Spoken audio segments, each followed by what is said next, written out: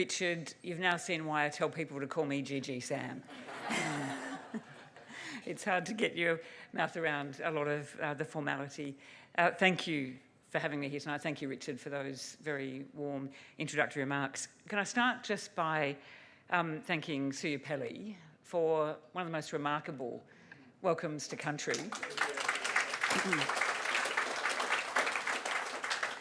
To be sung in, both in English and your language.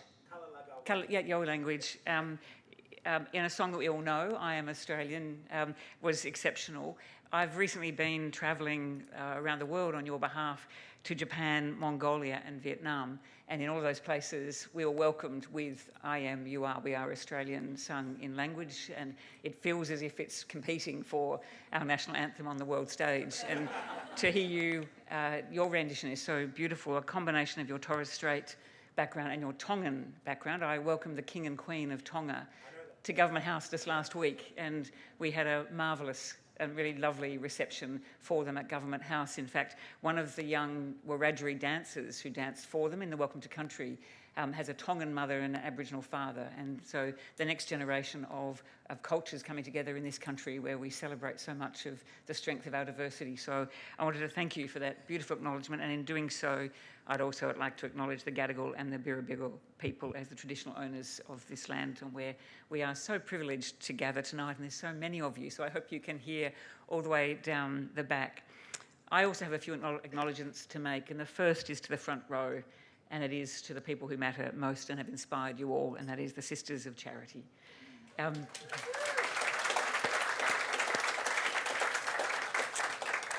I love seeing the photos of the first Sisters of Charity around the back streets of Darlinghurst, offering such incredible care, always with tablecloths, cloth tablecloths, cups of tea, down at Potts Point, showing such kindness to people in such need, never treating anyone with anything other than the ultimate respect. And that's what I see occurring throughout the generations that have come since, and that you continue to represent.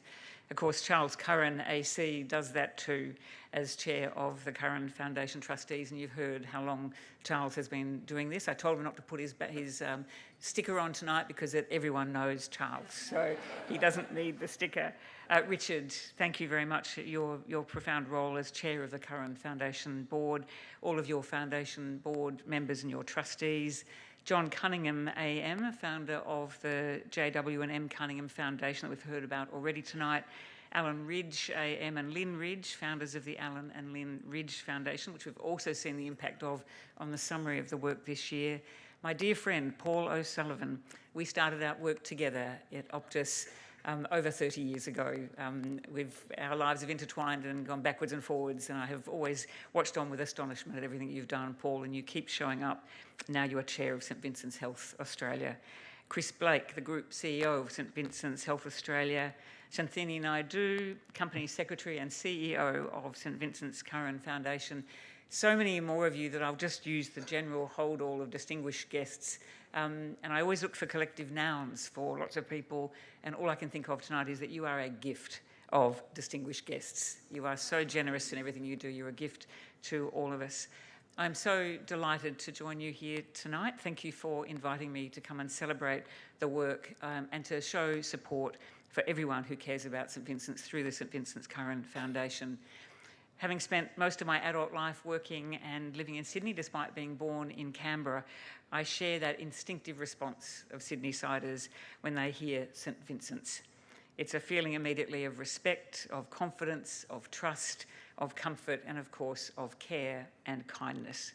An essential part of this city for more than 160 years, St Vincent's is quintessentially Sydney, but St Vincent's is not static or unchanging. It has humanity at its heart. It always has, in all its organic, unpredictable energy and urgency to make things better and to have impact everywhere, so not just in Sydney, but around the country today as a national organisation. You are a network of care and kindness that evolves to encompass all of our human needs and to take care that we utilise all of the gifts that are possible as part of the human endeavour. And if St Vincent's is synonymous with Sydney, then it must be synonymous with excellence, with innovation, holistic and enduring impact. and with that deep care, kindness, compassion and respect that I speak of all the time. And as we celebrate tonight, you are the epitome of generosity in all its forms. Now, I've spent many different times and moments at St Vincent's here in Sydney. I've been a patient, I've been a friend of patients, a family member of patients, but most recently as your Governor-General, I've been visiting the many teams at the hospital. And it's been wonderful just to see that short video, Richard, and hear about the highlights of the past year.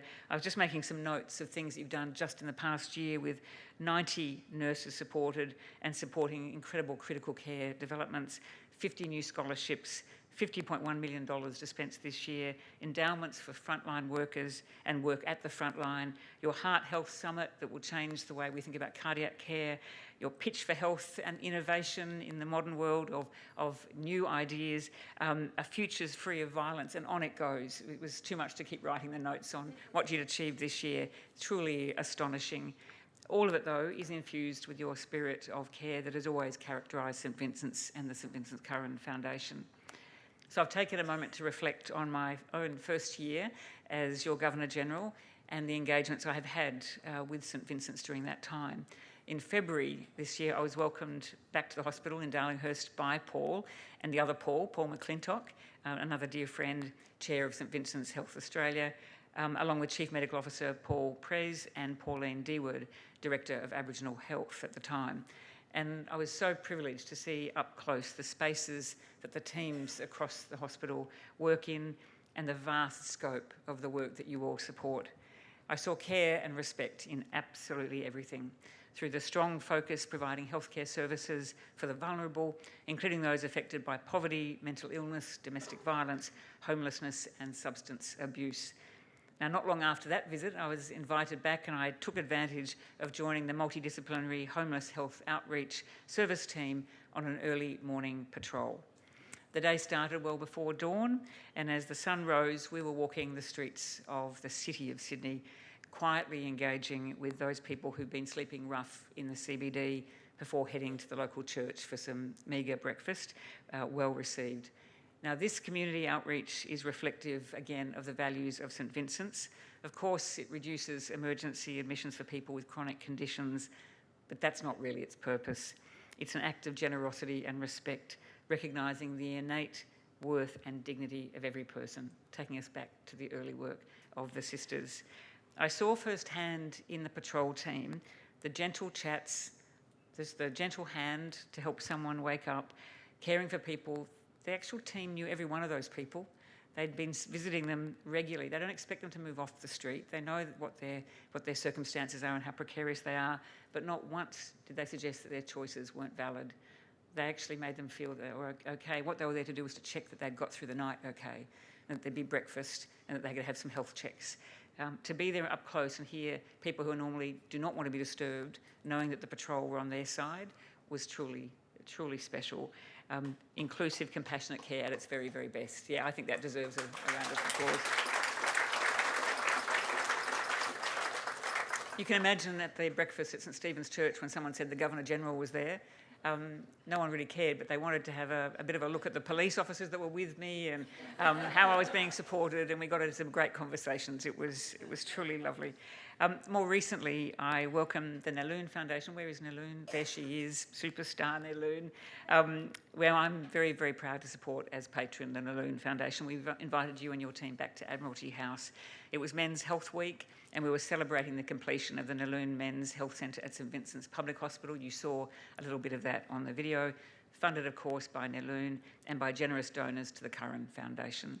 Oncologists, haematologists, researchers, doctors, carers and supporters were all gathered at that beautiful, beautiful historic home over in Kirribilli, and we talked about how much the new centre will provide for prostate cancer patients and their families.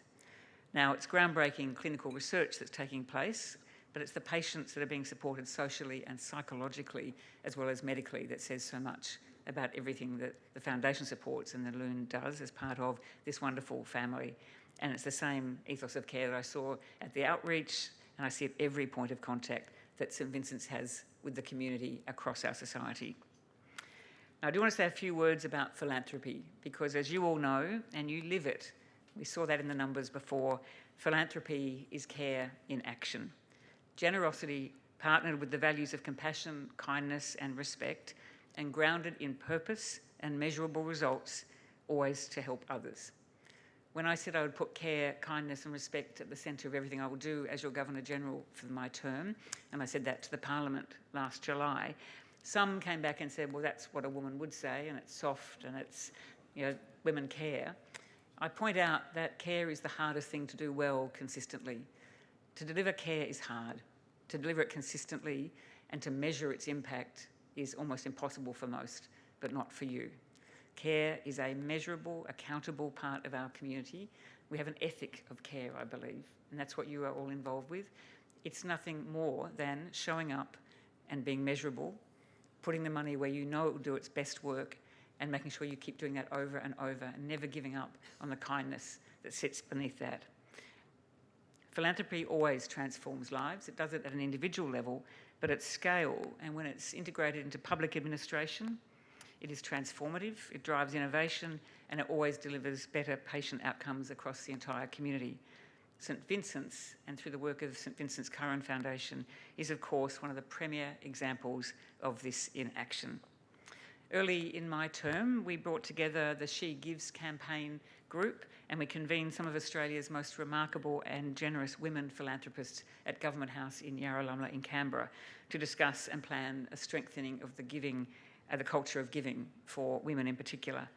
It was a forum and a discussion from which there has already been much that has transpired, and St Vincent's can set an example for those women donors of what has already been achieved.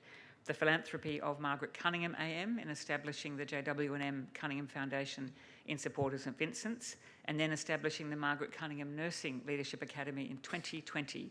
Then Lynn Ridge's role with Alan in establishing the Alan and Lynn Ridge Foundation and the focus on our regional and remote communities.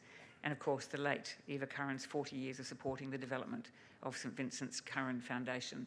These women have always been showing up, showing that delivering care is something that you never stop doing, and you put money behind it, you put a lot of perspiration behind it. It's not easy, but it is absolutely grounded in care and kindness. They show us what can be achieved when a desire to help becomes a commitment to care that is manifested through generosity, and not just of money, but of time, passion, and personal commitment. Philanthropy, I think, is at the heart of the ethic of care. It's a very important strategic driver, often misunderstood. It's purposeful in its action, and when it acts against a need, it has a capacity to do the most extraordinary things. And the leadership of St Vincent's Curran trustees is remarkable in its pursuit of exactly those aims. Charles, you as chairman, and Richard of the trustees, and Richard as chairman of the board, your CEO, as well as everyone here tonight involved in the ongoing success of St Vincent's hospitals, you are doing astonishing things. It was an easy yes to come along tonight to add some supporting words. Your success is much more than bricks and mortar. It's even greater, I believe, than St Vincent's commitment to better and fairer healthcare for all. I know that is the cry, but you do that the Sisters of Charity envisaged so very long ago, but then you take it into a modern context. It's care for individuals, creating a deep sense of belonging and cohesion, and ultimately strengthening our community and our society.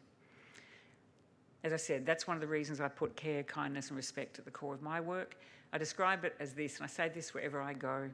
It's care for each other, care for those that do the caring of others, care for our extraordinary continent and its extraordinary environmental beauty, care for civics and our institutions, and care for the way in which we discuss and debate the very, very tough issues of our time without descending into rancour, violence and anger, never attacking each other, respecting those with a difference of opinion and learning to argue well.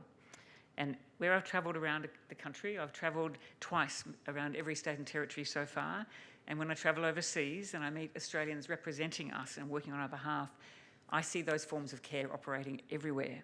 I also get people telling me they want the words care and kindness used more often by anyone in public office, and for us not just to use those words, but to act in the same way, to show leadership by acting with care and kindness always.